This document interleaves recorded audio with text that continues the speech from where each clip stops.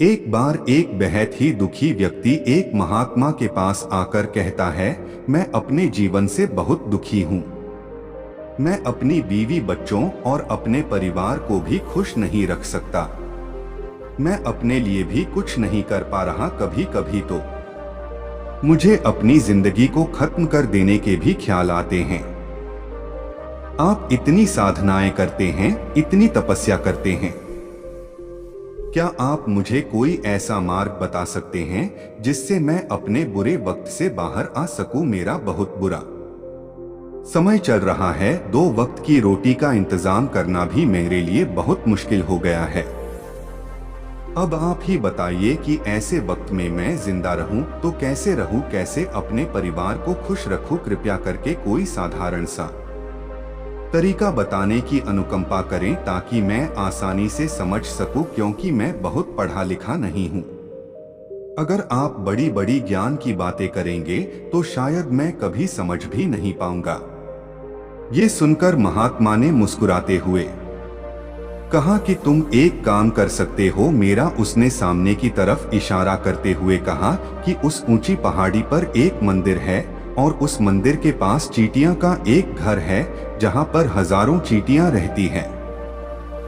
तुम्हें सुनने में बड़ा अजीब लगेगा, लेकिन वो चींटियां उस मंदिर की जमीन को खराब कर देती है, उस मिट्टी की उपजाऊ शक्ति को खत्म कर देती है, जिसके कारण वहां पर कोई भी पेड़ या कोई भी घास पनप नहीं पाती है। तुम मेरा एक काम करो, उसके बाद मैं तुम्हें तुम्हारे सवालों के जवाब दूंगा। तुम 7 दिन तक रोज उस पहाड़ी पर जाओ और उन चींटियों के घर को तहस नहस कर दो, उसको तोड़ दो। जब भी तुम्हें कोई चींटियों का घर दिखे मंदिर के आसपास तो उसे वही पे तहस नहस कर देना। लेकिन याद रहे, घर को तोड़ने में कोई भी चींटी मरने नहीं चाहिए। इस बात को समझने का प्रयास करते हुए वो युवक वहां से चला गया।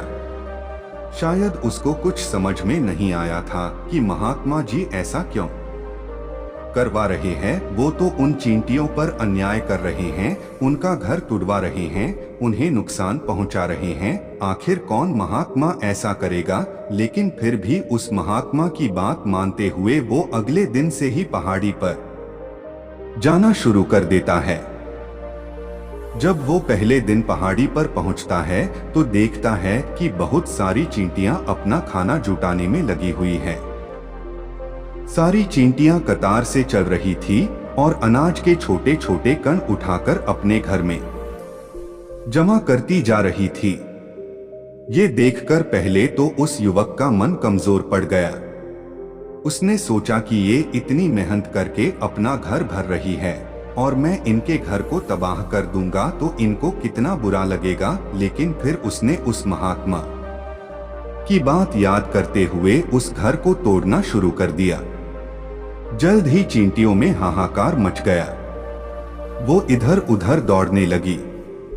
अभी तक जो कतार में चल रही थी अब वो बिखर गई और इधर उधर अपनी जान बचाने के लिए भागने लगी। थोड़ी देर में घर टूट गया और सारी चींटियां इधर उधर छुपने के लिए भाग चुकी थी। ये करने के बाद वो युवक दुखी मन से वापस अपने घर पर लौट आया। उसका मन परेशान था, दुखी था, पश्चाताप से भरा हुआ था। फिर उसने अपने बिस्तर में रात में लेटे लेटे ही सोचा कि अब तो उन चींटियों का घर तबाह हो चुका है। अब वहां वापस जाने का क्या प्रयोजन है, अब क्या फायदा होगा, क्योंकि चींटियों का घर तहस नहस करने के लिए महात्मा जी ने कहा था जो मैं कर चुका हूं। लेकिन फिर कुछ सोचकर अगले दिन उसने फिर से जाने का निश्चय किया और अगले दिन सुबह उठकर वो वापस उसी पहाड़ी पर पहुंच जाता है। पहाड़ी पर पहुंचकर वो उसी जगह पर पहुंचता है जहां पिछले सुबह उसने उस घर को तहस नहस कर दिया था। लेकिन वो ये देखकर चौंक जाता है कि उन चींटियों ने फिर से अपना घर उसी जगह पर बना लिया था और अब वो फिर से अपने घर के लिए सामान इकट्ठा करने में जुटी हुई थी। उस आदमी को देखकर लगा कि ये चींटियां कितनी मासूम हैं। इनको पता है कि कल ही इनका घर इसी जगह पर तबाह किया गया है। और उसी जगह पर उन्होंने अपना नया घर भी बना लिया। और ये सोचकर वो आदमी हंसने को हुआ, लेकिन फिर से महात्मा की बात याद करते हुए उसने उन चींटियों का घर फिर से तबाह करना शुरू कर दिया। फिर से उन चींटियों में हलचल मच गई और थोड़ी देर में वो चींटियां इधर उधर अपनी जान बचाने के लिए भागने लगी। कुछ ही देर में उनका घर फिर से नष्ट हो गया और वो युवक थोड़ा संतोष के भाव से कि इस बार तो मैंने अच्छी तरह से उस घर को तबाह कर दिया है। अब तो वो चींटियां यहाँ पर अपना घर बना ही नहीं पाएगी। इसीलिए जाने से पहले उसने उस घर पर ठंडा पानी भी डाल दिया ताकि चींटियां वहां पर अपना घर न बना सके। और इस तरह अपना कर्म पूरा करके वो युवक फिर से अपने घर लौट आया। अगले दिन सुबह उठकर वो फिर से उसी पहाड़ी की ओर निकल जाता है। पहाड़ी पर पहुंचकर वो उसी जगह पर पहुंचता है जहां पर उसने उनके घर को तबाह कर दिया था। और वो ये देखकर खुश हो जाता है कि वहां पर कोई भी घर नहीं था। सारी चींटियां वहां से भाग चुकी थी। अब उसने सोचा कि अब मेरा रोज रोज आने का क्या प्रयोजन, क्योंकि चींटियां तो अपना घर बदल चुकी है और महात्मा जी ने मुझे 7वें दिन आने के लिए कहा था, लेकिन आज तो तीसरा ही दिन है। अब बाकी 4 दिन वापस आने का क्या प्रयोजन। और यही सोचकर उसने निश्चय किया कि यहाँ से वो सीधा उसी महात्मा के पास जाएगा और उनको ये सारी खबर बता देगा। जब वो वापस मुड़कर उस पहाड़ी से उस महात्मा की कुटिया की तरफ जाने लगा तो उसने देखा तो अचानक उसकी नजर एक और घरौंदे पर पड़ी जो कि चींटियों का ही बनाया हुआ था। मतलब कि वो घरौंदा चींटियों ने ही बनाया था और अब वो चींटियां नए घर में वास कर चुकी थी। ये नया घर उनके पुराने घर से थोड़ी ही दूरी पर था और जब उसी युवक की नजर उस घरौंदे पर पड़ी तो उसने सोचा कि शायद महात्मा को पता था कि ये चींटियां अपना घर यहाँ से बदलकर किसी दूसरी जगह पर बना लेगी। इसीलिए उन्होंने मुझे 7वें दिन आने के लिए कहा था। और ये विचार करके वो उसका नया घर भी तोड़ने के लिए पहुंच जाता है। जब वो वहां पहुंचा तो चींटियां उसी तरह अपने कार्य में लगी हुई थी। वो अपने लिए खाना इकट्ठा कर रही थी और अपने घर में जमा करती जा रही थी जो पुराना घर टूटा था। वहां भी अनाज के कण बचे हुए थे और चींटियां वहां से भी अनाज इकट्ठा कर करके वापस अपने नए घर में ला रही थी।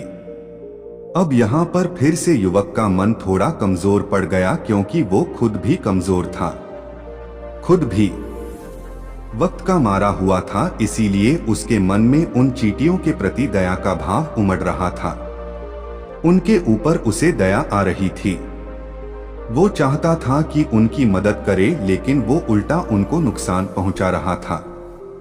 लेकिन उस महात्मा की बात को याद करते हुए उसने फिर से उस घर को तोड़ने का निश्चय किया और उसने इस बार बड़ी ही सावधानी के साथ बिना किसी चींटी को कोई नुकसान पहुंचाए वो घर तबाह करना शुरू कर दिया। वक्त थोड़ा ज्यादा लगा, क्योंकि किसी भी चींटी को नुकसान ना पहुंचाने की शर्त महात्मा ने पहले ही रखी थी। इसीलिए उसको बड़ी सावधानी के साथ उन घरों को तबाह करना था। लेकिन आखिरकार उसने उस घर को भी तबाह कर दिया और उस घर को तबाह करने के बाद वो बड़े ही दुखी मन से, इस बार वो पहले से भी ज्यादा दुखी था, क्योंकि उसने उनका नया घर भी तोड़ दिया था। वो उन चींटियों को बसने ही नहीं दे रहा था और वो अब अपने आप को शैतान या दानव समझने लगा था। लेकिन फिर भी उस महात्मा की बात को मानते हुए वो अपने घर पर दुखी मन से वापस आ गया। रात में सोने से पहले एक बार उसने फिर से सोचा कि मैं कितना बड़ा शैतान हूँ, कितना बड़ा दानव हूँ। पुराना घर तो छोड़ो, मैं उन चींटियों को कहीं भी बसने के लिए कोई जगह ही नहीं दे रहा हूँ। वो चींटियां मेरे बारे में क्या सोचती होंगी, वो कितना दुत्कारती होंगी उस परमात्मा को जो मेरे द्वारा ये काम करवा रहा है। लेकिन फिर भी उसने अगले दिन जाने का निश्चय किया और अगले दिन सुबह सुबह वो फिर से वहां पर पहुंच गया। वो ये देखकर फिर से आश्चर्यचकित रह जाता है कि इस बार चींटियों ने एक और नई जगह पर अपना घर बना लिया था, तो पहले से भी ज्यादा ऊर्जा के साथ काम कर रही थी और उन्होंने एक रात में पहले से भी बड़ा घर बना लिया था और अब वो फिर से अपना अनाज और खाना इकट्ठा करने में जुटी हुई थी। ये देखकर उस आदमी को लगा कि ये चींटियां किस मिट्टी की बनी हुई है। मैं इनको बार बार यहाँ से भगाने की कोशिश कर रहा हूँ और ये वहीं पर अपना घर बना लेती हैं। क्या इनको पता नहीं है कि मैं इन्हें यहाँ पर कभी भी बसने नहीं दूंगा। ये चींटी है, दिखने में इतनी छोटी है, लेकिन फिर भी ये मुझसे हार नहीं मान रही है। बड़ी ताज्जुब की बात है और इस बार उसने गुस्से में उस घर को तहस नहस करना शुरू कर दिया, लेकिन इस बार तहस नहस करते हुए कुछ चींटियां वहीं पर मर गई। उसके पैरों तले कुचल दी गई। कुचलने के बाद जब वो अपने अहंकार से बाहर आया तो उसने देखा कि गुस्से में उसने उन चींटियों को कितनी क्षति पहुंचा दी है। उसका मन पश्चाताप से भर गया और वो रोता हुआ अपने घर की तरफ बढ़ गया।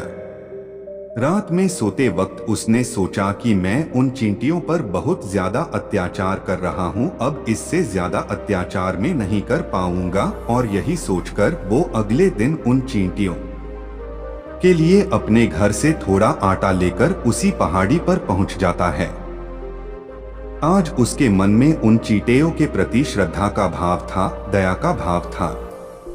आज वो उनकी मदद करना चाहता था और जब वो वहां पर पहुंचा तो चींटियां फिर से अपने नए घर को बनाने में जुटी हुई थी। उसने बड़ी ही करुणा के साथ उन चींटियों को अपना लाया हुआ आटा खिलाया और अगले 3 दिनों तक वो ऐसा ही करता रहा। वो रोज सुबह जाता और उन चींटियों को अपने हाथों से आटा खिलाता। 7 दिन के बाद वो युवक उस महात्मा के पास पहुंचकर हाथ जोड़कर बोलता है कि हे महात्मा जी, मुझे माफ कर देना। मैंने उन चींटियों का घर तबाह करने के लिए बहुत कोशिश की। मैंने उनका घर तबाह किया भी। एक बार नहीं 4 बार मैंने उनका घर तोड़ा। उसके बाद मैं हिम्मत नहीं कर पाया, उनके घर को नहीं तोड़ पाया। मैं समझ सकता हूं कि मैंने आपका काम पूरा नहीं किया और इसके बदले आप मुझे वो तरीके भी नहीं बताएंगे जो कि मुझे मेरे बुरे समय से बाहर निकाल सकते हैं, लेकिन मुझे इसका कोई खेद नहीं है। मुझे लगता है कि मैंने जो किया वो सही किया, इसीलिए मैं आपसे आज्ञा लेकर वापस जा रहा हूं। कृपया मुझे वापस अपने घर जाने की आज्ञा दीजिए। ये सुनकर महात्मा ने मुस्कुराते हुए कहा कि अरे बेटा, कहाँ चल दिए, रुको तो सही, जलपान तो कर लो, थोड़ी देर ठहर जाओ, उसके बाद चले जाना। और ये कहकर वो महात्मा उस युवक के लिए पानी लेकर आते हैं। पानी पिलाने के बाद महात्मा उस युवक से पूछते हैं कि तुम मुझे ये बताओ कि आखिर तुम उन चींटियों का घर तबाह क्यों नहीं कर सके। वो चींटियां तो छोटी छोटी है और तुम इतने विशालकाय हो, फिर भी तुम उन छोटी छोटी चींटियों का घर तबाह नहीं कर पाए। कहाँ है तुम्हारी शक्ति, तुम्हारा बाहुबल। इसका जवाब देते हुए उस युवक ने कहा कि हे महात्मा, मैंने उन चींटियों का घर तबाह कर दिया था, बार बार किया था। एक बार तो अपने गुस्से में उन चींटियों को भी मैंने हानि पहुंचा दी थी, लेकिन जिस दिन मैंने उनको हानि पहुंचाई उसी दिन मेरे को लगा कि मैं इनको क्यों हानि पहुंचा रहा हूं, क्यों इनको इतनी तकलीफ दे रहा हूं, और उसी दिन से मैंने उनको क्षति पहुंचाने की बजाय, नुकसान पहुंचाने की बजाय उनकी सहायता करनी शुरू कर दी। ये सुनकर उस महात्मा ने कहा कि ये ही तो सीखने की बात है। एक छोटी सी चींटी हमें जीवन का संदेश दे जाती है। मैंने तुम्हें उन चींटियों का घर तबाह करने के लिए नहीं भेजा था, मैंने तुम्हें भेजा था ताकि तुम उन चींटियों से कुछ सीख ले सको। तुम्हें क्या सीख मिली उन चींटियों से, क्या मुझे बता सकते हो? ये सुनकर उस युवक ने पूरी कहानी बयां कर दी। पूरी कहानी सुनने के बाद महात्मा ने मुस्कुराते हुए कहा कि बेटा, पहली सीख जो इन चींटियों से लेने की थी वो ये थी कि तुमने कितनी ही बार उनके घर को तोड़ने की कोशिश की, कितनी ही बार प्रयास किया कि उनका घर तबाह हो जाए, लेकिन वो हर बार अपना नया घर बना लेती थी। उन्होंने कभी भी हार नहीं मानी। अगर वो हार मान लेती तो वो चींटियां तुम्हें वहां पर नहीं मिलती। जीवन कार्यशीलता का नाम है, कर्मशीलता का नाम है, लेकिन हम मनुष्य एक दो बार हार मिलने पर ही टूट जाते हैं, हताश हो जाते हैं और फिर जीवन में प्रयास ही नहीं करते। और कुछ लोग तो अपनी जिंदगी को खत्म करने पर उतारू हो जाते हैं। लेकिन जानवरों में तुमने एक बात देखी होगी कि वो अपना जीवन खुद से स्वयं से कभी खत्म कर ही नहीं सकते हैं। तुमने कभी नहीं सुना होगा कि किसी जानवर ने आत्महत्या कर ली, चाहे वो जानवर कितना ही भूखा क्यों ना हो, कितना ही दुर्खी क्यों ना हो, लेकिन वह अपने जीवन के लिए हमेशा संघर्ष करता रहता है। लेकिन वहीं पर दूसरी तरफ हम मनुष्य एक दो बार हताश होने पर ही अपना जीवन खत्म कर लेते हैं। जीवन तो कर्मशीलता है, कर्म करने का नाम है जीवन, और मृत्यु आखिरी विश्राम है, परम विश्राम है।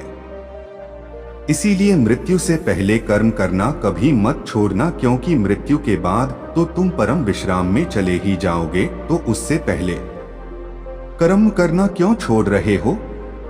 क्यों हताश हो रहे हो?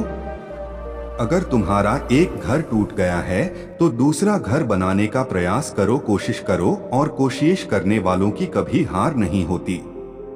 ये तुम उन चींटियों से देख चुके हो।